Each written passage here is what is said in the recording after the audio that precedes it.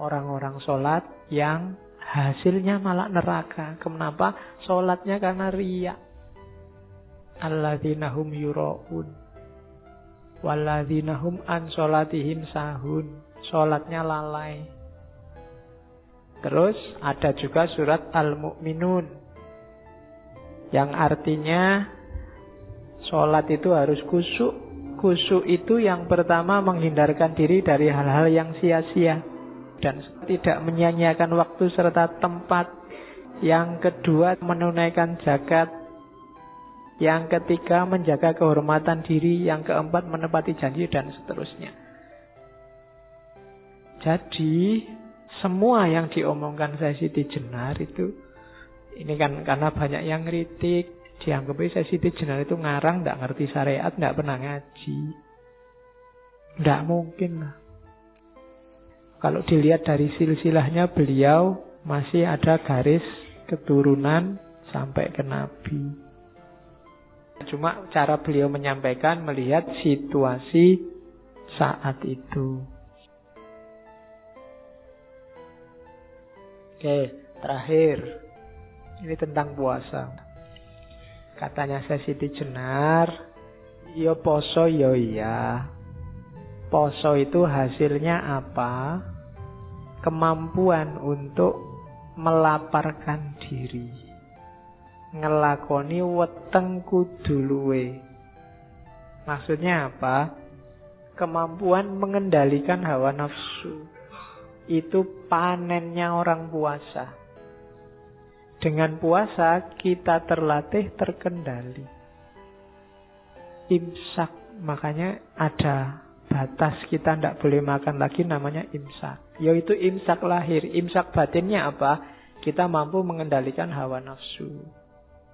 Itu puasa. Jadi besok latihanlah mengendalikan diri. Mbok coba bikin target-target spiritual. Dan itulah namanya puasa hakiki. Hasilnya puasa hakiki itu jiwa yang bersih. Kalau bahasa tasawufnya yang lain takholli.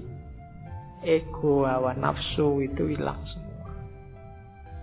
Tidak cuma dapat lapar dan haus, dan nggak cuma mindah waktu makan.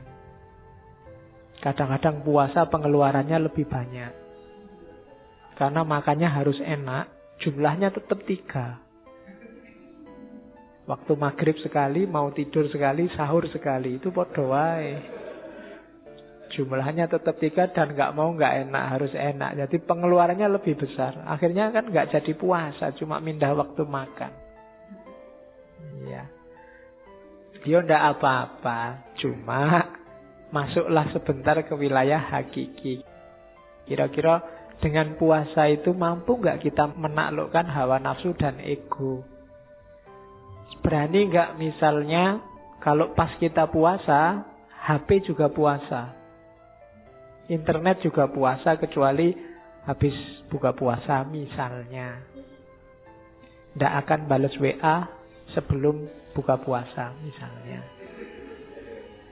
Nah, itu latihan-latihan rohani. Nggak apa-apa ya. Kalau sudah sukses itu dalam arti sudah nggak terikat lagi oleh WA, nggak tergantung lagi oleh internet. Nanti WA-an dengan tidak terikat. Hari ini kan kita terikat luar biasa. Banyak sekali hal-hal yang nggak harus bikin kita tergantung. Sekarang kita tergantung. Tergantung oleh listrik, tergantung oleh BBM, terus tergantung internet juga. Tergantung lagi, nggak cuma internetnya, Facebooknya sekarang bikin ketergantungan, WA-nya bikin ketergantungan, Twitternya bikin ketergantungan. Semakin berat kita menuju Allahus Shomad. Iyyaka na'budu wa iyyaka nasta'in. Resikonya kayak Siti Jenar tadi, susah untuk sholat khusyuk. Makanya satu-satunya jalan apa? Latihan. Nggak usah ambisius, nggak usah wah ini minggu depan saya mau jadi wali kayak Siti Jenar, nggak iso. Ya pelan-pelan, dikit-dikit, ditaklukkan pelan-pelan. Nafsu itu triknya di situ. Yang ambisius biasanya akhirnya malah kalah. Pelan-pelan, taklukkan pelan-pelan. Karena jiwa kita itu butuh pembiasaan. Kalau sudah terbiasa lebih gampang. Kalau drastis agak susah. Maka pelan-pelan ya Kalau sholat kita hari ini Allah hanya 5% mewarnai, ya besok ditambah jadi 6%. Kalau kemarin ingat Allah itu awalnya saja Pak, pas Allahu Akbar, setelah itu lupa, ya nanti ditambahilah Allahu Akbar sampai Fatihah, ingat. Setelah itu agak lupa. Latihan kecil-kecil gini lama-lama jiwamu terbiasa. Itu yang perlu ditempuh. Oke, itu dulu ya Syekh Siti Jenar. Semoga ada yang bisa diambil dari beliau. Dan seperti saya bilang di awal, kita sudah capek berkontroversi, saatnya kita ambil hikmahnya dari ajaran-ajaran Syekh Siti Jenar. Syukur-syukur membuat perubahan, memunculkan kesadaran tadi, bukan cuma pengetahuan. Kurang lebihnya mohon maaf. Wallahul muwaffiq, wallahu a'lam bissawab. Wassalamualaikum warahmatullahi wabarakatuh.